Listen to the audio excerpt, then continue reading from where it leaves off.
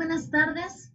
A nombre de la Universidad Virtual del Estado de Guanajuato, les doy la más cordial bienvenida a esta segunda ponencia de este foro virtual de Derecho y la nueva normalidad. En la tarde del día de hoy nos acompaña nuestra rectora, la rectora de la Universidad Virtual del Estado de Guanajuato, la maestra Guadalupe Valenzuela Ríos. Hola, buenas tardes a todos. Gracias por acompañarnos. Asimismo, nos acompaña nuestro director de Asuntos Jurídicos de UVEC, el maestro César Augusto Osornio Sapiain. Un gusto saludarlos a todos. Gracias por su presencia el día de hoy. Y bueno, pues para no atrasar más los tiempos de esta ponencia, vamos a dar inicio. Les voy a presentar a una persona que cuenta con la siguiente preparación académica. Él es licenciado en Derecho por la Universidad Iberoamericana Santa Fe de la Ciudad de México y estudios de maestría por el Colegio Superior de Ciencias Jurídicas. Actualmente cursa estudios de doctorado en Administración Pública por la Sorbona de París y la Universidad Anáhuac, México Norte, así como el doctorado en Derecho por la Universidad Anáhuac. Doctor of Philosophy por la PW University de Los Ángeles, California. Doctor honoris causa por el Instituto Interamericano de Investigación y Docencia en Derechos Humanos. Doctor en Humanismo honoris causa por el Instituto de Desarrollo de Los Ángeles, California. En su destacada trayectoria profesional, cuenta con los siguientes cargos. Ha sido presidente del Instituto Interamericano de Docencia e Investigación en Derechos Humanos. Presidente del Centro de Medios Alternos y Solución de Controversias. Presidente de la Barra Latinoamérica de Abogados AC, presidente de la Organización Internacional de Universidades de Posgrados en Derecho, presidente del Centro Especializado en Medios Alternos de Solución de Controversias, director general de Enlace con Gobiernos Estatales y asesor en Derechos Humanos en la Procuraduría General de la República, gerente general de Asuntos Jurídicos del Banco del Ahorro Nacional y Servicios Financieros, Bansefi. Actualmente se desempeña como presidente del Instituto Interamericano de Investigación y Docencia en Derechos Humanos. El día de hoy nos trae su ponencia titulada El papel del servidor público frente a los derechos humanos. Vamos a ceder el micrófono al doctor Sergio Claudio Arellano Rabiela. Adelante, doctor. Muchísimas gracias. Muchas gracias. Buenas tardes a todos. Quiero agradecer antes que nada la invitación. Maestra Valenzuela, muchísimas gracias. César, muchas gracias. Irene, a todo el equipo de la Universidad Virtual del Estado de Guanajuato, realmente realizan una labor muy importante. Comentaba hace unos minutos, cuando estábamos reunidos los ponentes, de que la virtualidad llegó para quedarse. Y finalmente, ustedes con la experiencia que tienen de muchos años, toda la estrategia, las plataformas y demás, es la educación, como lo llaman algunas universidades, como Stanford, Yale, Georgetown, ese tipo de instituciones, es la educación del futuro, a distancia. Habemos muchos que no nos acostumbramos a esta parte tecnológica, nos interesa más la convivencia personal, el trato humano, pero bueno, es parte de las herramientas y creo que la pandemia nos ha generado el hecho de poder utilizar estas herramientas que hoy por hoy hacen que nos podamos comunicar esta tarde, esta mañana, con el tema que me hicieron favor de invitarme sobre el papel de los derechos humanos en el caso del servicio público. Por allí si me pudieran apoyar, por favor, para ir llevando la presentación, se los agradecería mucho.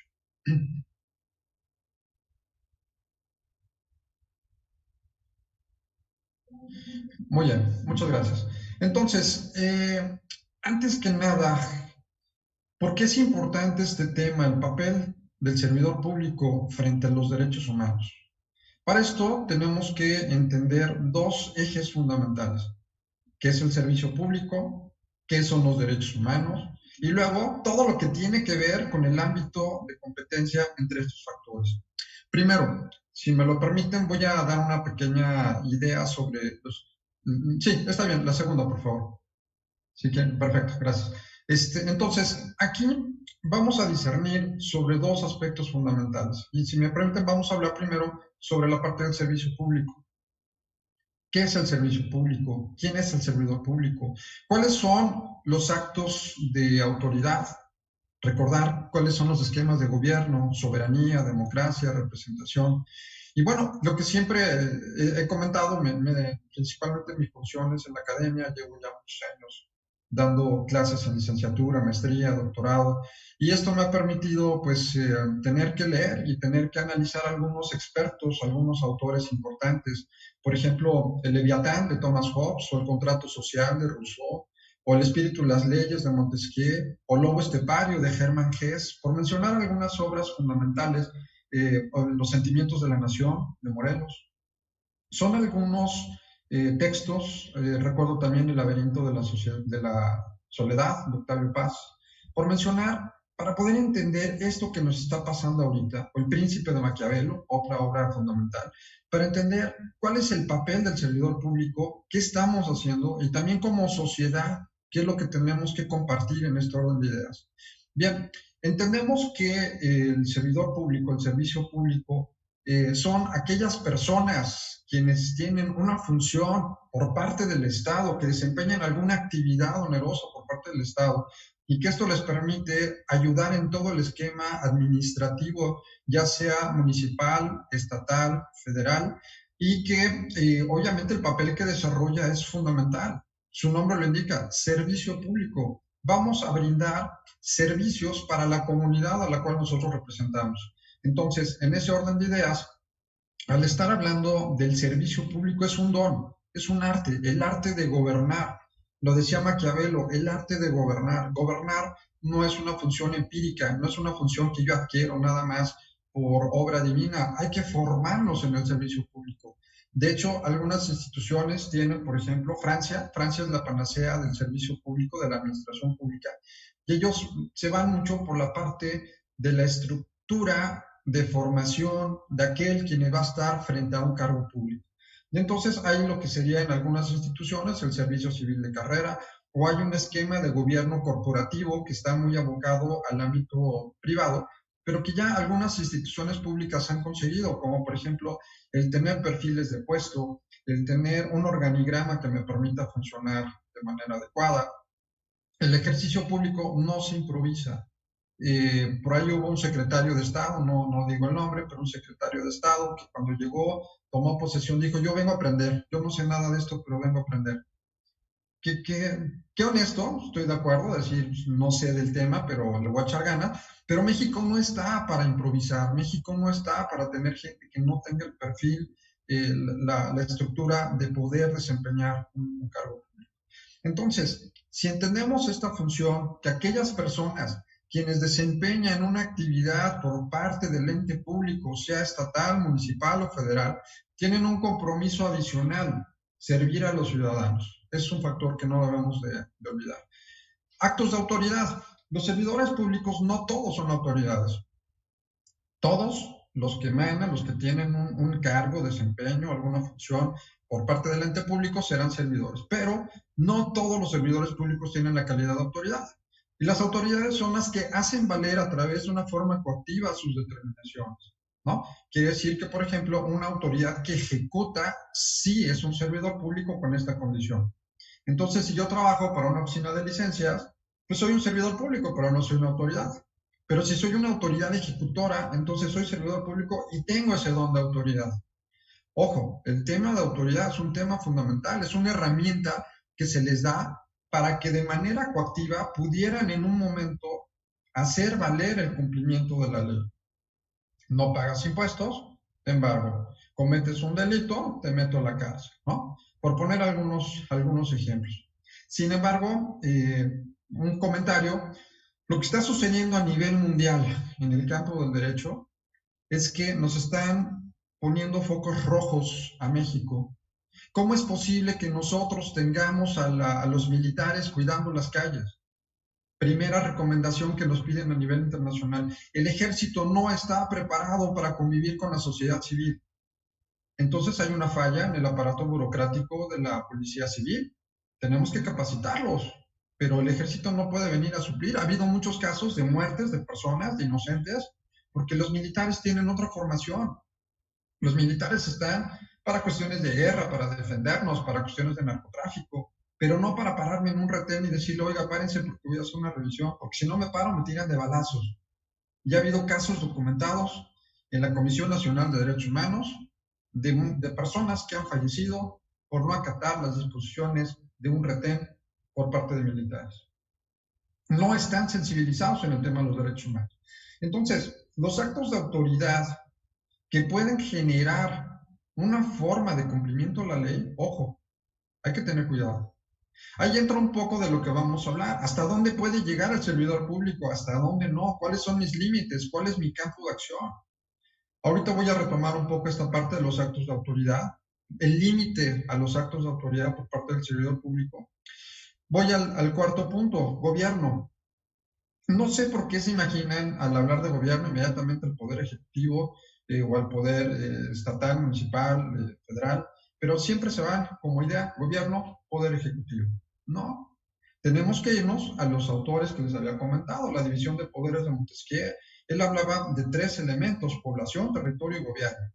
3 elementos del Estado mexicano. Y dentro del gobierno, me dicen, están el poder supremo, que también aquí hay una equivocación. Nosotros pensamos que hay 3 poderes en México, no es cierto, es uno solo.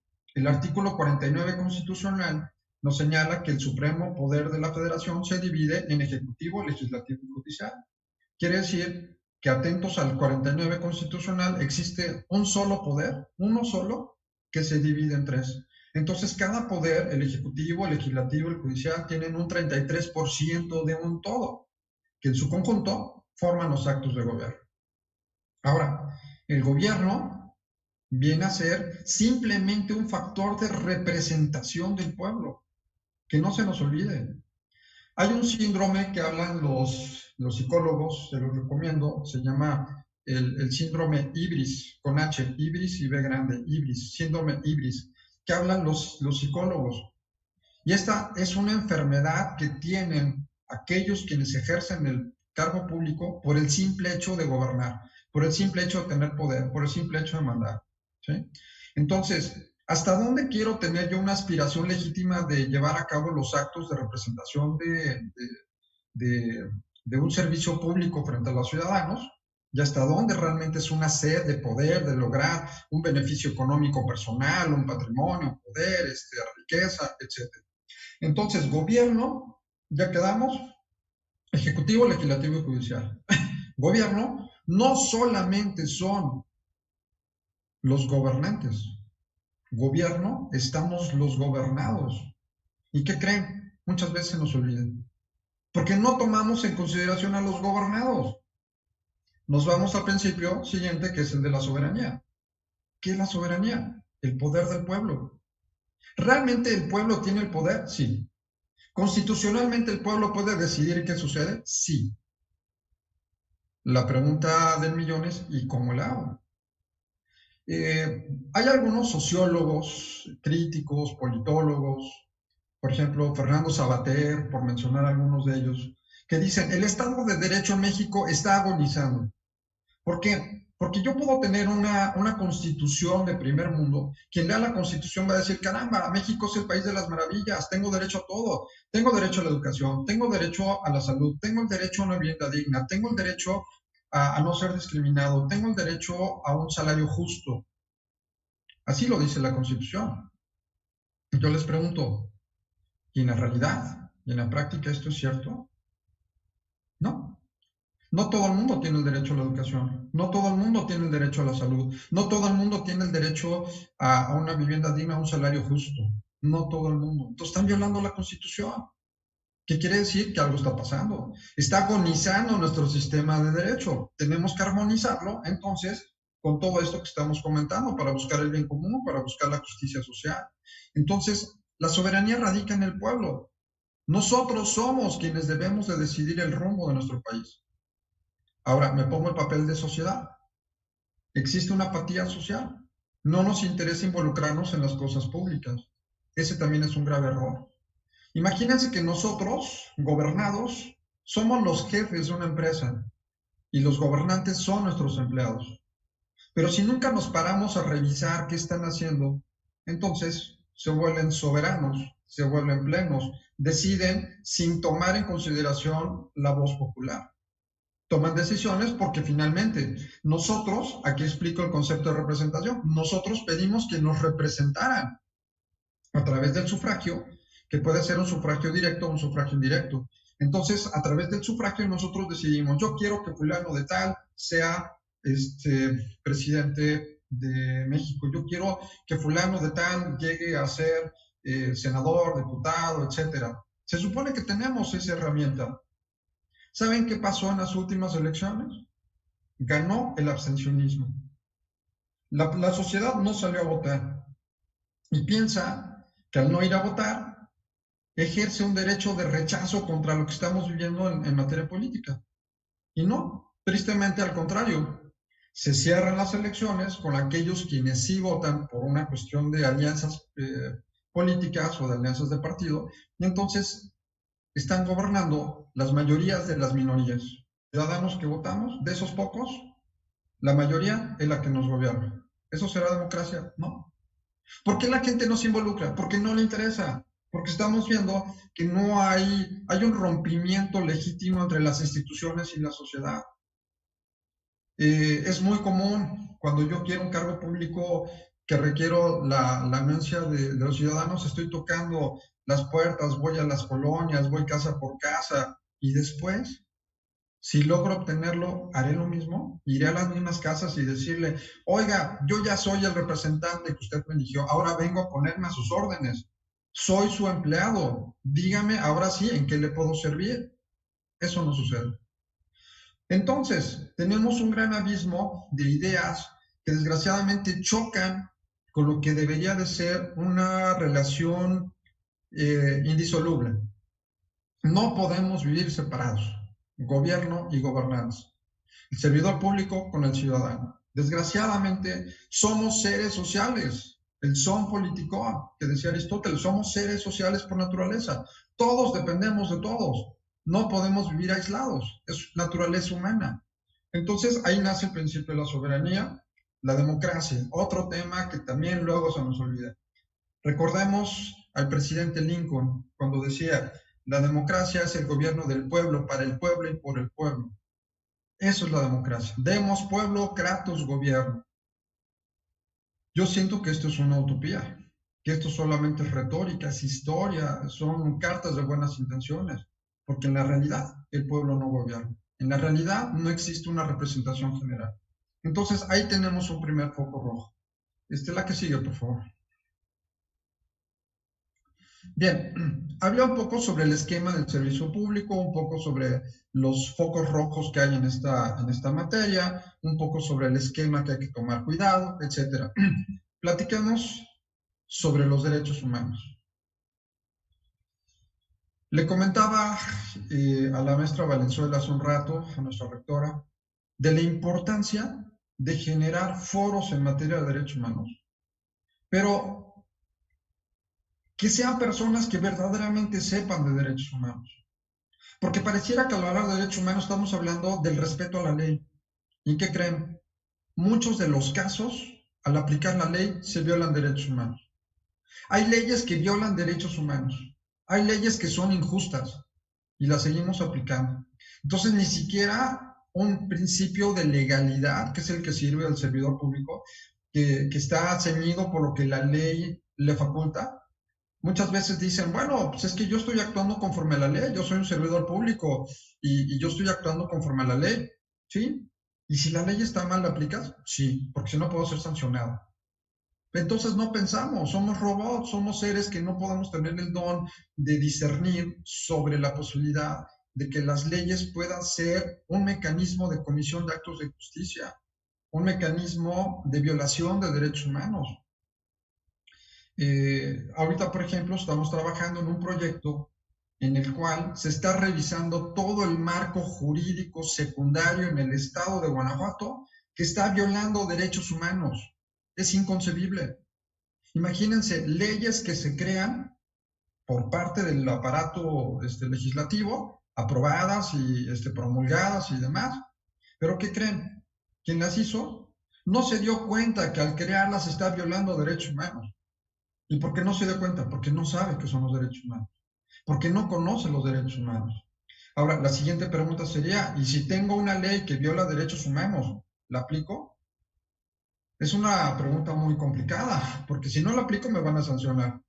Pero si la aplico, estoy actuando en contra de lo que debe de ser el principio fundamental de la Constitución. Estoy violando la Constitución, estoy violando tratados internacionales, estoy violando todo el ámbito de convencionalidad, que es toda esta parte del derecho internacional de los derechos humanos, del cual nuestro país es parte.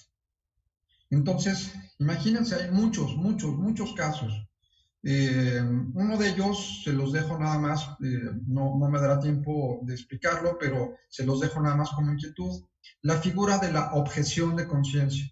Si tienen oportunidad, algún día revisen esta figura, objeción de conciencia. En España tiene mucho auge, en México apenas está llegando, pero es una tajante violación a derechos humanos por la aplicación de una norma. La Suprema Corte de Justicia de la Nación, y pues, no me da pena decirlo porque así sucedió, me invitó a hablar sobre un tema de derechos humanos y cuando me dieron línea de qué tenía que decir, no dije lo que tenía que decir porque va en contra de mis propios principios hablar de algo que no estoy de acuerdo con un conocimiento sustentado. Me invitaron a hablar sobre el aborto, los derechos humanos y el aborto. Y la instrucción es, vamos a decir que es un derecho humano y todo el mundo aborte. No puedo decir eso. No puedo decir que es un derecho humano y que todo el mundo tiene el derecho a abortar. No. Mi obligación es, hay que defender la vida. Pero si en algunos casos es importante la aplicación de la figura del aborto, vamos a hacerlo. Tampoco hay que limitarse. Pero pareciera que es como más que libertad es libertinaje. Ya, cualquiera puede privar de la vida de un ser humano indefenso. Pero a lo que voy con la objeción de conciencia, hay médicos, ustedes saben, en la Ciudad de México, antes de las 12 semanas se puede realizar una práctica abortiva sin ningún problema, basta con que no tenga más de 12 semanas de gestación. Hay mujeres que han utilizado este mecanismo de defensa por una sexualidad irresponsable, pensando que esto podría ser un mecanismo de control de natalidad, el matar seres humanos. En materia de derechos humanos, pese a todos los debates que han habido, vida humana empieza desde la concepción. Vida humana desde la concepción. Desde la concepción ya tiene derechos, desde la concepción es un ser en gestación. No estoy hablando, algunos que le niegan la posibilidad de que el momento de que es concebido un ser humano no le dan la condición de persona, yo les pediría que me digan qué es. ¿Es una bacteria? ¿Es un protozoario? ¿Qué sería? No entiendo. ¿Qué puede ser si no es vida humana? Y en materia de derechos humanos, a nivel Organización Nacional, a nivel ONU, de la Organización de Naciones Unidas, se ha detectado vida desde el momento de la concepción, vida humana. Entonces estoy matando seres humanos con el aborto, ¿me explico? Y un médico que llegó a una mujer que se había realizado varias prácticas abortivas por una sexualidad irresponsable, llegó un médico y le dijo, no te voy a practicar el aborto. Y la ciudadana le dijo, lo tienes que hacer porque tengo el derecho de la ley a exigirte que lo hagas. Y él dijo, no. ¿Incumplió la ley? Sí. ¿Puede ser sancionado? Sí. ¿Practicó el aborto? No. Al momento que quisieron aplicarle la ley, él, en objeción de conciencia, que es esta argumentación, dijo, no le practiqué el aborto en este caso en particular, porque no es un estado de necesidad que realmente pudiera ser justificado un aborto. Lo está utilizando de manera recurrente para matar seres humanos. Yo no puedo ir en contra de la vida. Para mí, en este caso, la vida va superior al caso en concreto que le estoy comentando. Ya sé, en muchas situaciones. La ley puede ser el mecanismo para violar derechos humanos. Ahora, ¿qué son los derechos humanos? Después de muchas teorías, doctrinas, posturas y demás, quiero compartir con ustedes la que creo que es la más completa, la que une en todo su contexto lo más parecido a aquello que tenemos que analizar, que son los derechos humanos. ¿Qué son? Son todos aquellos derechos que tenemos como personas desde que nacemos hasta que morimos. Estos derechos nos garantizan que podamos vivir y hacerlo con dignidad y libertad. Es Estado representado por las autoridades, quienes tienen la obligación de respetar, proteger y defender esos derechos. Ojo, aquí habla de nacimiento, desde el nacimiento. Sin embargo, esto lo dice la mayor parte de los tratadistas a nivel nacional e internacional, pero ojo, aquí en derecho internacional humanitario, en el derecho internacional de los derechos humanos, el nacimiento va más allá para protección desde la concepción, como mencionaba hace un rato. Sin embargo, de esta definición, que es la que más utilizan, quiero tomar algunos puntos. Garantizan que podamos vivir con dignidad y libertad. Dignidad y libertad. Parecieran palabras que conocemos y no le damos importancia. Con algunos alumnos del doctorado, por ejemplo, licenciatura, doctorado, maestría, estamos analizando la argumentación de los derechos humanos bajo un esquema de conocimiento de qué significa cada una de estas palabras. Y entonces, si me voy simplemente a analizar qué significa la palabra dignidad, la dignidad lo es todo. La dignidad va intrínseca en la persona humana. Según la Corte Penal Internacional, por ejemplo, dignidad es lo mínimo necesario que requerimos las personas para poder vivir. Lo mínimo necesario. Entonces, en ese orden de ideas, lo mínimo necesario que requiero para vivir, pues es una alimentación, es un lugar donde dormir, tener educación, tener transporte, que me cuiden, que yo no salga a la calle y me baleen o me corten la cabeza porque no hay seguridad pública que me pueda suplir esas necesidades. En ese orden de ideas, el Estado, y me refiero al Estado como institución, como gobierno, según la división de poderes de Montesquieu, el Estado, como una representación jurídica, tiene la obligación de respetar los derechos humanos, tiene la obligación de proteger los derechos humanos y tiene la obligación de defender los derechos humanos. ¿Qué son? Todos aquellos que tenemos como personas. Entonces tengo derecho a no ser discriminado, tengo derecho a la libertad, tengo derecho a una alimentación. Si soy un niño pequeño, tengo derecho a una familia, tengo derecho a un hogar, tengo derecho. Todo eso está plasmado en las convenciones internacionales en materia de derechos humanos. Todo esto, tratados internacionales, el Pacto de San José de Costa Rica, por mencionar algunos instrumentos del cual México es parte. Nos sometemos. ¿Y qué creen? Hay una premisa muy importante que se utiliza en materia de argumentación jurídica. El conocimiento, el desconocimiento de la norma no me exime de su cumplimiento. ¿Sí? El desconocimiento de la norma no me exime de su cumplimiento. Yo no puedo argumentar ignorancia. Yo no puedo argumentar, no lo sé. Yo no sabía que había un tratado contra la tortura. Yo no sabía que hay un tratado contra la libertad de las personas. Yo no sabía que debo de ser respetuoso. Yo no sabía que no puedo discriminar. Yo no sabía que la corrupción es también una afectación muy fuerte a los derechos humanos. Yo no lo sabía. Bueno, servidor público, los tienes que saber. Es como si fuera conduciendo un coche con los ojos cerrados. Pues necesito ver. Igual acá, necesito conocer todo el marco que hable de los derechos humanos, todo el esquema que hable de los derechos humanos, para poder conocerlos y segundo, para saber que no los estoy violando, que no estoy generando actos que por muy sencillos que sean, están afectando la dignidad del ser humano, están afectando su libertad, los estamos discriminando, no estamos respetando sus derechos. Y pongo algunos ejemplos que verdaderamente creo que son hasta, no sé, para analizarlos con mayor profundidad. Rigoberta Menchú, Premio Nobel de la Paz, llega a un hotel en Cancún, autóctonamente vestida, y los de seguridad la corren. Señora, sálgase, andrajosa, aquí no puede vender aguacates. Premio Nobel de la Paz, el escándalo internacional. Entonces, ¿en dónde está el respeto a la persona? Las etnias, el respeto a la dignidad humana, el respeto, es más, la parte de inclusión.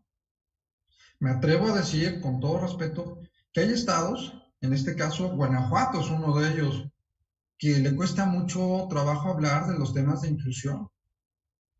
¿Y qué creen? Tenemos que entrarle. Yo tuve la oportunidad de ser candidato a Ombudsman. Entonces, cuando llegaban los reporteros a preguntar sobre temas de matrimonios igualitarios y todos estos temas candentes que estaban en su oportunidad, sobre todo en adopción por personas que cohabitan del mismo sexo como pareja, y bueno, todos estos temas que son álgidos, son candentes, hay algo muy importante. Les sugiero cuando vayan a la Ciudad de México que visiten el Museo de la Memoria y Tolerancia. No dejen de verlo. Está en el centro, por donde está Bellas Artes, cerca de la Suprema Corte, Museo de la Memoria y Tolerancia. De hecho, creo que hay hasta ya algunas visitas virtuales.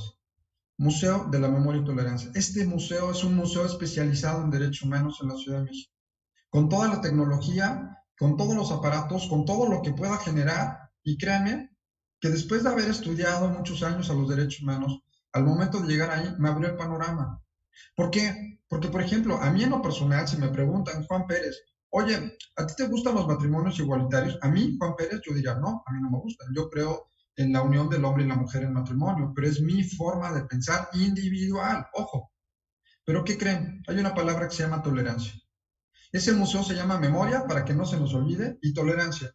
Tenemos que ser incluyentes, que no se nos olvide este chip de que no es moda, es analizar la cultura del respeto a las personas. ¿Y qué creen? Todos somos diferentes. Y el que no me guste no quiere decir que no lo deba aceptar. Yo soy respetuoso. Si hay un matrimonio igualitario, me da mucho gusto por la cuestión de que hay que tener respeto a las diferentes formas de pensar. Eso es la inclusión. Ya no hablamos de que si me gusta o no me gusta, ¿me explico? Cada uno tendrá su forma de pensar, su forma de ser. Pero hablando de derechos humanos, ¿qué creen? Todos estamos en el tema de inclusión. Nos guste o no, deben de haber personas y hay que respetarla. Que si quieren vivir en unión libre, que si quieren vivir 2 hombres y 2 mujeres como pareja, tenemos que respetarlo. Ojo, pero no llegar a los extremos, como está sucediendo en otros países. Por ejemplo, ya se permite la zoofilia en algunos países. Quiere decir que yo me puedo casar con animales. Yo creo que ahí hay que poner un freno. Casarme con una yegua o casarme con una vaca o que se casen con un toro o con una mula, no lo entendería. Y dicen que están ejerciendo su derecho a la libertad. Ahí yo creo que ya es un exceso. Pero tendríamos que conocer la razón humana, tendríamos que conocer que el ser humano es un ser que cohabita, es un ser que es diferente, es un ser que piensa diferente y es un ser que tengo que respetar que existan personas que piensen diferente a mí. Y eso me hace ser incluyente. Eso me hace pensar que debo de ser respetuoso de todos aquellos derechos que tenemos y que tengo la obligación de conocer, de hacer valer y de respetar. El Estado tiene esa gran obligación. Pero ¿qué creen? Hay muchos actos de discriminación.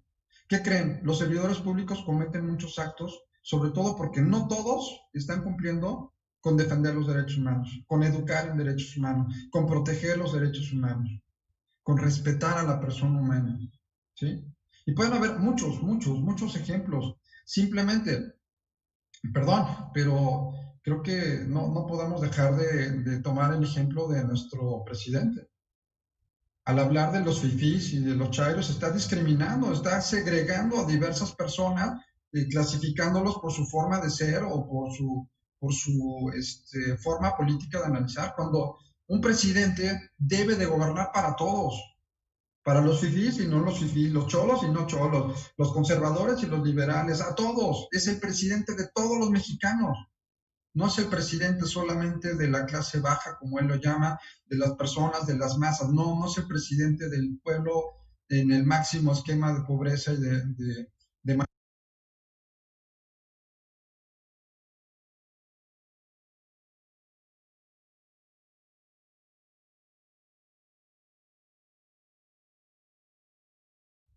Les había comentado, la Corte Penal Internacional señala que es lo mínimo necesario que requiero para poder vivir. Les platico rápidamente un caso. Comisión de Derechos Humanos. Se hace una visita a una cárcel. los reos, los internos, perdón, estaban en una situación precaria, no tenían limpieza, no tenían baños, tenían puras letrinas, no les daban de comer, vivían en cárceles, tenían humedad, habían ratas, habían cucarachas, habría sobrepoblación, verdaderamente era deprimente. Llegamos con el director del penal y dijimos, oiga, usted está violando derechos humanos. Y no sabía por qué estaba violando derechos humanos. ¿Por qué estoy violando derechos humanos? Pues porque no puede tener a estas personas peor que animales. Y su justificación fue, es que no tengo dinero, no me dan presupuesto para mejorar la condición de vida. Y la siguiente pregunta fue, ¿y ya pidió ese dinero? ¿Y se lo negaron? No. Entonces, lo primero que debo hacer es, oigan, estoy viendo un problema de falta de dignidad a la persona, necesito hacer algo. Y si el de arriba no se lo daba, el de arriba, y si no el de arriba, y si no el de arriba, ¿y qué creen? Muchos de los casos, como por ejemplo el caso Castañeda, Castañeda quiso ser presidente de México, no lo dejaron.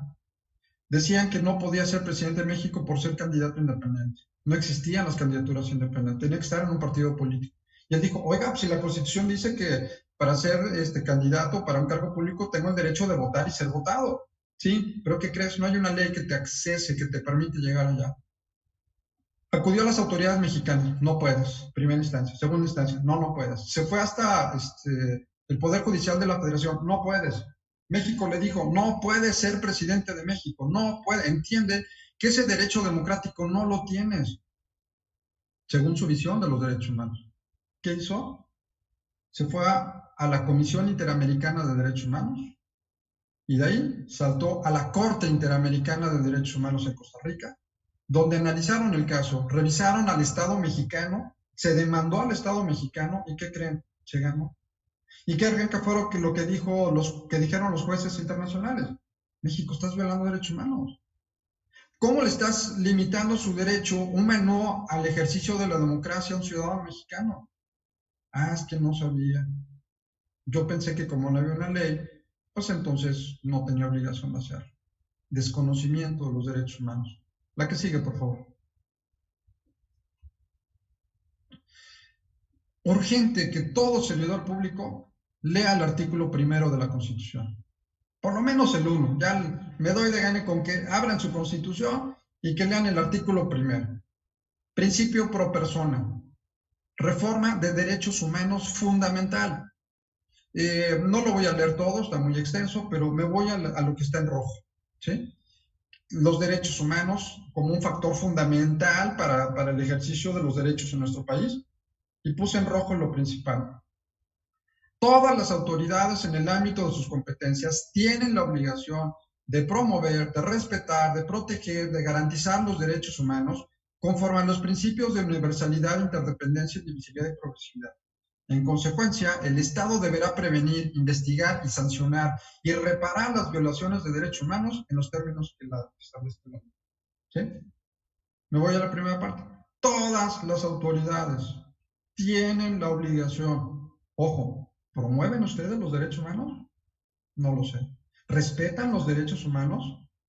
Con actos mínimos de corrupción, por ejemplo, oye, ahí te mando a fulano de tal que es mi primo, atiéndelo, ¿no? Ya es un acto de deshonestidad, de llegar a decir, oye, pues si llega una persona que se siente y cuando toque su lugar, como cualquier ciudadano, lo atiendo. Pero el hecho de decirle, te recomiendo a fulano para que vaya a verte, son actos de corrupción, son actos de violación a derechos humanos, ¿no? ¿Respetan los derechos humanos? ¿Previenen? ¿Hay figuras de prevención de los derechos humanos? ¿Se sancionan las violaciones a los derechos? Constitución y tratados internacionales. Tengo que leer mi Constitución. Tengo que saber qué tratados internacionales ha firmado México. Y también necesito saber qué son los derechos humanos, porque la Constitución, afortunadamente, no lo transcribe. Lo dejó a otras áreas del conocimiento, como a la sociología, como a la filosofía, como a la historia, como a la antropología, para descubrir qué son esos derechos humanos desde un punto de vista de entendimiento del concepto. La que sigue, por favor. 4 puntos importantes, voy cerrando por cuestión de tiempo, 4 puntos importantes sobre este tema que se debe de considerar en el servicio público para no violar derechos humanos. El abuso del poder. Ojo, ¿los servidores públicos que tienen la condición de autoridades tienen poder? Sí. ¿Cómo lo usan? limitado. ¿Y cómo sé cuándo se limitan esos derechos? ¿Hasta dónde puedo llegar? Muy sencillo. Les pongo un ejemplo. Si yo soy policía y tengo que detener a un delincuente, ¿voy a usar la fuerza? Sí. No le voy a decir, señor Azul o señor Marro, acompáñenme por favor a la patrulla y se van los dos muy contentos. Pues no, seguramente no, tendré que utilizar la fuerza. Pero una vez sometido, una vez que lo tengo ya privado de su libertad, que ya lo esposé, ¿para qué lo golpeo? ¿Me explico? Ya, eso es exceso. ¿Para qué golpeo a una persona que está detenida? ¿Para qué golpeo a una persona que está amarrada? ¿Para qué golpeo a una persona que está sometida? Eso es un abuso de poder. Deténlo, utiliza la fuerza, los mecanismos necesarios para detener a un delincuente, hazlo.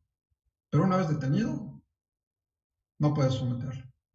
Trátalo como persona.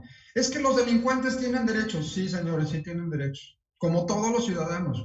Los derechos humanos no solamente defienden delincuentes, defienden a todas las personas, delincuentes o no delincuentes. Que son más sonados los casos de los delincuentes, sí, es cierto. La mala capacitación en derechos humanos. No entendemos. Les sugiero mucho la parte de la capacitación en derechos humanos, no solamente dentro del marco legal, que existan filósofos, sociólogos, antropólogos, historiadores que hablen de derechos humanos. Entonces los vamos a entender. Pero si vemos que los derechos humanos, la mayor parte de las personas se van al marco jurídico, no los están entendiendo. Los derechos humanos no solamente es la aplicación de la ley. Cuando yo estudié filosofía, me cambió la forma de pensar como abogado, porque la filosofía me ayuda a entender el porqué de las cosas. Y por eso la visión filosófica de los derechos humanos es totalmente distinta a lo que puede decir el texto de una ley. Educación. Si no educamos de manera adecuada los derechos humanos, no vamos a avanzar. Necesito enseñar desde la primaria, secundaria, preparatoria, profesional, qué son los derechos humanos. Necesitamos fortalecer la dignidad desde el momento del respeto a los valores, que es parte de la esencia y la tradición de ser humano, la trascendencia del ser humano. No es cosa de leyes. ¿Por qué en algunos países, por ejemplo, no está prohibido tirar basura y la gente no tira basura? ¿Por qué en México está prohibido tirar basura y la gente tira basura? Es educación. Porque ¿cómo convenzo a la gente? Siendo armónicos con el medio ambiente, siendo armónicos con el desarrollo sustentable o sostenible, ¿sí? Educación.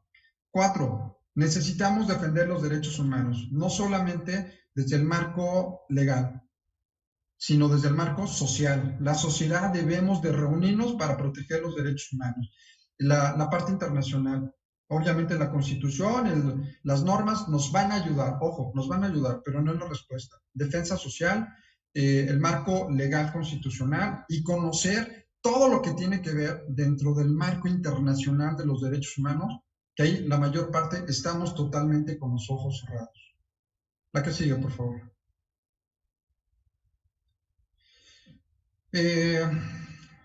Nelson Mandela. Privar a las personas de sus derechos humanos es poner en tela de juicio su propia humanidad. Activista de derechos civiles. La última, por favor.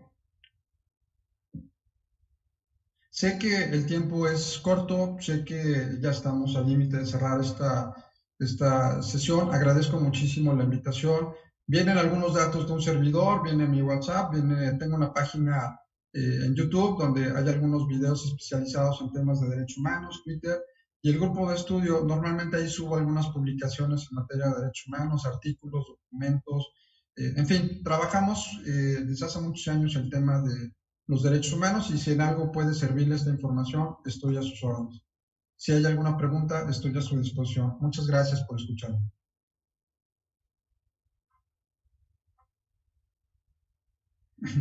Muchísimas gracias, doctor Arellano, por su ponencia, por acompañarnos el día de hoy. Continuamos ahora con la sesión de preguntas y respuestas. En esta ocasión quiero presentarles a la licenciada Montserrat Domínguez, quien nos va a presentar los mensajes de todos ustedes. Adelante, licenciada, el micrófono es suyo.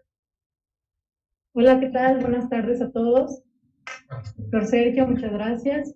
Nos pregunta Santos Gurrola Andrade, ¿qué requisitos debe reunir una queja interpuesta ante los derechos humanos sobre alguna autoridad en particular? ¿Qué requisitos? Principalmente el hecho de justificar la violación a derechos humanos. Saber cuál fue el acto que se pudo haber generado en contra del ciudadano, si fue un acto de discriminación, si fue alguna autoridad quien está violando, como la parte del servicio público, certeza jurídica, pudo haber sido a lo mejor algún acto en relación a la privación del acceso a la educación, o simplemente, hay muchos casos, por ejemplo, es tan apasionante este tema porque hagan de cuenta que para una convocatoria pública me piden que yo tenga una edad entre, estoy poniendo un ejemplo, una edad entre 35 y 60 años.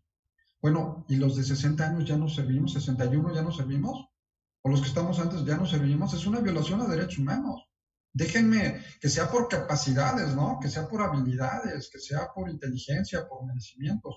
Entonces, se debe de acreditar el derecho humano violado. Ahora, en México existen organismos jurisdiccionales y no jurisdiccionales de protección a derechos humanos. Los jurisdiccionales está el Poder Judicial, los tribunales, el Estado, ejerciendo su función a través del juicio de amparo, por ejemplo, es un mecanismo de protección constitucional. Y los no jurisdiccionales serían las comisiones estatales de derechos humanos. En Guanajuato sería la Procuraduría de Defensa de los Derechos Humanos y las comisiones a nivel nacional. Ahora bien, si México, después de haber argumentado la violación de derechos humanos, no la acepta, para eso está la Comisión Interamericana de Derechos Humanos en Washington y la Corte Interamericana de Derechos Humanos en Costa Rica. Pertenecemos al Sistema Interamericano de Protección de Derechos Humanos. Entonces, ahí serían los organismos a los cuales tendría que acudir. Normalmente son trámites muy sencillos, inclusive presentar una queja puede ser en línea. Puedo meterme ahorita a la página de la Procuraduría de Derechos Humanos, si es Guanajuato, Querétaro, México, donde sea, o puedo meterme a la página de la Comisión Nacional de Derechos Humanos, o, como decía nuestro rector, si nos escuchan en otros países, en otros lados, es el ombudsperson quien conoce de esta violación, el equivalente al defensor del pueblo, etcétera, y están los órganos del Estado, los tribunales, y si no, están las Cortes Internacionales de Defensa de Derechos Humanos. Gracias, doctor. Reinaldo Vega, ¿cuál sería su postura ante la controversia en la cual se comenta que muchas veces los derechos humanos apoyan más a los criminales y no al pueblo? Sí, ese es un sentir social, se escucha mucho, y es cierto, hay que entrarle al debate. Hay un documento que le sugiero mucho, se llama El Derecho Penal del Enemigo. Es un artículo muy interesante, muy corto, Derecho Penal del Enemigo. El autor es un alemán de nombre Gunther Jacobs. El derecho penal del enemigo dice que no deberían de tener derechos humanos las personas quienes han roto el Estado de Derecho, ¿no? Ahí nos vamos al contrato social de Rousseau, derechos y obligaciones. Si yo maté, si yo violé, si yo robé, si yo mutilé, ¿cómo es posible que yo pueda llegar a un tribunal a exigir que a mí sí me traten bien porque yo sí tengo derecho humano cuando no respeté los de los demás? Entonces, esta teoría alemana está funcionando mucho en algunos países para reflexionar sobre el concepto de los derechos que puedan tener los delincuentes. Sin embargo, en nuestro país, por ser un sistema humanitario, estamos dentro del esquema del derecho humanitario, jamás vamos a dejar de privarles de todos sus derechos a las personas que hayan delinquido. Se les restringe, eso es importante, se les restringe su derecho a la libertad, por ejemplo, pero no puedo evitar que tengan un juicio justo ante los tribunales, ¿no? Que tengan una defensa, no se los puedo limitar. Si eso es llamar que tienen derechos, sí, es correcto. Pero tan tienen derecho los delincuentes como cualquier ciudadano. Nada más repito, el caso de los delincuentes es más sonado porque la sociedad dice, ¿cómo es posible que les des derecho a estos delincuentes? Sí, sí los tienen porque son personas, porque vivimos en un Estado de Derecho, porque finalmente tendrán restringidos, pero por lo menos creo que todos estamos de acuerdo que tienen derecho a una defensa adecuada, ¿no? Para saber si son culpables o no, que se sometan a un procedimiento a los tribunales. Creo que ese derecho cualquiera lo puede exigir, entonces se les restringen esos derechos. Tienen, pero están restringidos. Gracias, doctor. León Ávila, ¿sabe si se han realizado acciones para solucionar las carencias en los penales en México? Sí se han hecho a través de ONGs, de organizaciones no gubernamentales, a través de presión social, a través de foros de defensa de derechos humanos como son organismos privados, desgraciadamente no tanto públicos, sino privados, que están trabajando en esto. De hecho, se trabaja, por ejemplo, en temas de humanización. Uno de los puntos más importantes que yo veo en materia de derechos humanos es que no estamos humanizados, no estamos sensibilizados. ¿Cómo vamos a entender nosotros el dolor que pueda tener una persona privada de su libertad si nunca hemos estado privados de la libertad, ¿no? ¿Cómo puedo decir que la ceguera es mala si nunca he cerrado los ojos y he visto que así fuera mi realidad permanente? Entonces se está trabajando no a lo que debería de ser. El Estado nunca va a tener el presupuesto necesario para dotar bien a los internos. Pero ojo, hay una teoría del doctor Sergio García Ramírez, que fue presidente de la Corte Interamericana de Derechos Humanos, mexicano, investigador de la UNAM, que hablaba, por ejemplo, pues una reingeniería de los centros penitenciarios, que se cobre la estancia en la cárcel. Uno, si yo soy un flojo que no quiero hacer nada y tengo dinero y puedo pagar para vivir ahí, que lo haga. Y el que no, que trabaje, ¿no? Y finalmente estoy regenerándolos y le estoy ofreciendo un oficio. En ese orden de ideas, entonces ya no habrían esas carencias. Porque también hay que tomar en cuenta, a los mexicanos nos cuesta tener a las personas en la cárcel. Es parte de nuestros impuestos. Y no todo debería ser cárcel, otro foco también rojo. Pueden haber otras medidas de restitución del daño que no sea necesariamente privarlos de su libertad. Imagínense cómo están los internos ahorita con el tema de la pandemia. ¿Creen que tendrán los mismos cuidados de que la toallita limpia y que los espacios libres y que la distancia? Tengo mis serias dudas. ¿Y esos no serán personas? ¿O qué serán? ¿Serán escorias de la sociedad? No sé cómo llamarlos, porque pareciera que no nos interesan como sociedad porque han cometido delitos. Sí han tenido, y es más, yo les puedo garantizar, hay muchos casos de gente que está culpada y que es inocente. Y lo estamos estereotipando como si fueran delincuentes, cuando ni siquiera lo son. Entonces hay un tema ahí muy interesante en ese aspecto de trabajo en favor de los centros de reclusión.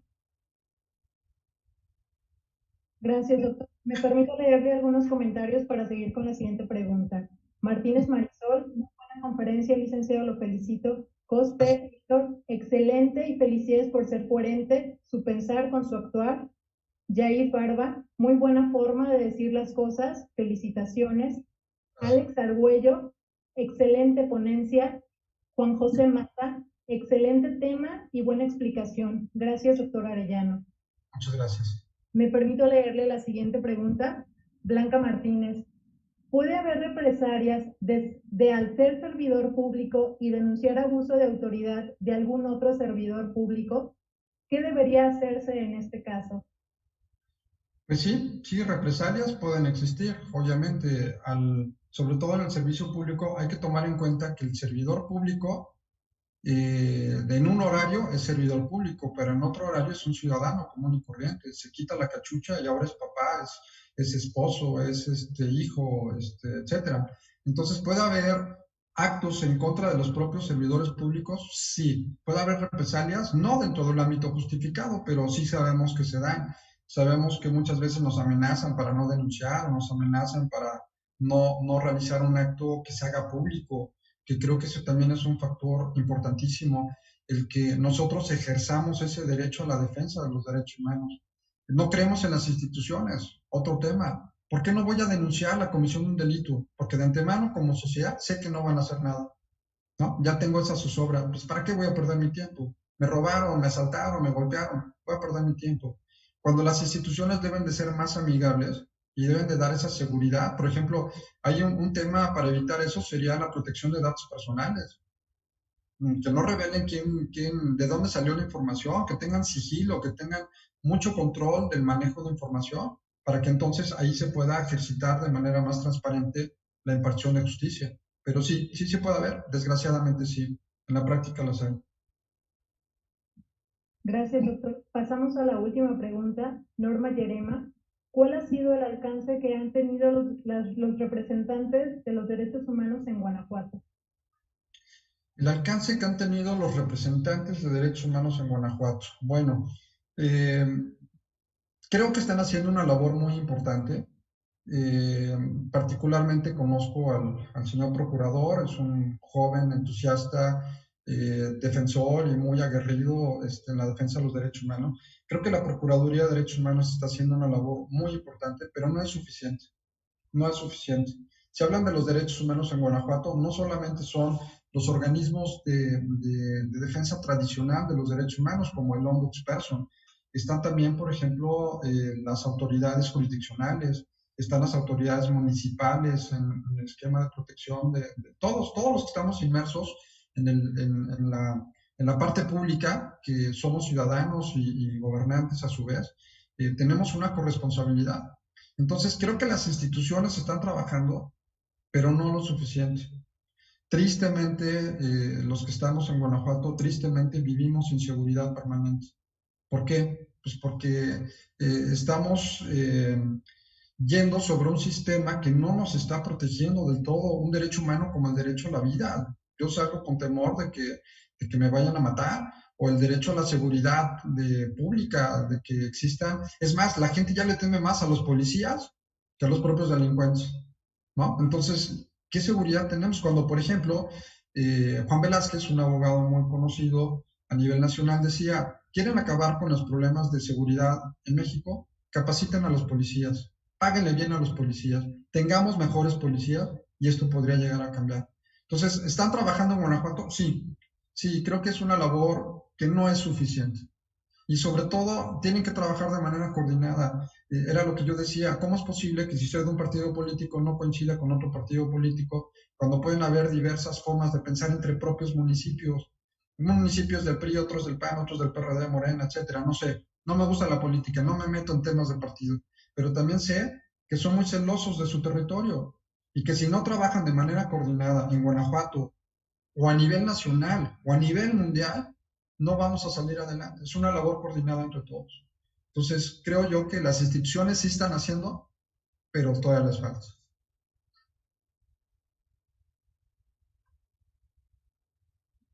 Muchísimas gracias por su disposición, doctor Arellano, por haber contestado esta sesión de preguntas y respuestas. Cedo el micrófono ahora a nuestro abogado jurídico, a César Osorno Sapiain, para que nos dé unas palabras de cierre. Adelante.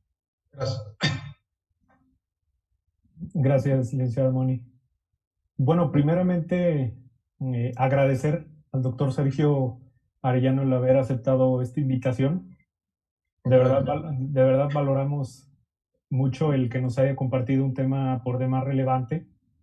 Y bueno, hoy en día pareciera que los derechos humanos, comentábamos un poquito en el previo, pareciera que son una tendencia, no solo en América Latina, sino en todo el mundo, pareciera, pero en realidad es un tema en el que debemos mantener actualizada la agenda, es decir, le estamos debiendo un poquito a ese tema, a esa cultura de la vivencia en los derechos humanos. Y por otro lado, socialmente estamos, como señala el doctor, percibiendo que hay un abuso en el ejercicio de los mismos. Entonces, tenemos que entrar en esa cultura y equilibrar desde cierta manera, ¿no? Este es un buen momento, creo, lo que nos comenta el doctor, es rescatar que este es un buen momento para abordar a fondo la cultura en cuestión de derechos humanos, porque la nueva normalidad, indefectiblemente, debe estar cimentada en esta perspectiva.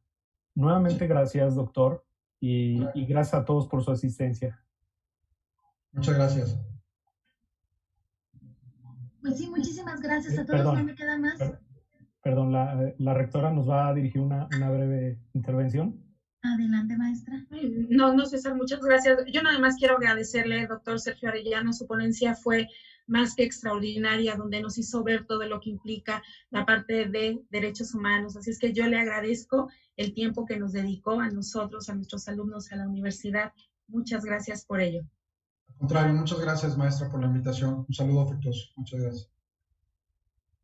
Muchísimas gracias a nuestras personalidades. Gracias, doctor Arellano. Gracias a todos los que participaron el día de hoy con nosotros. El día de mañana, les recuerdo, la siguiente ponencia será a las 10 de la mañana. Se trata de la diputada de la 64ª legislatura del Congreso del Estado de Guanajuato, la maestra Laura Cristina Martínez Alcalá. Ella nos trae el tema, la perspectiva del Congreso sobre esta nueva normalidad. Muchísimas gracias por haber participado el día de hoy. Que tengan una excelente tarde. Esto fue la primera parte del Foro de Derecho y Nueva Normalidad. Hasta mañana. Que tengan buena tarde. Hasta luego, gracias. Muchas gracias. Gracias.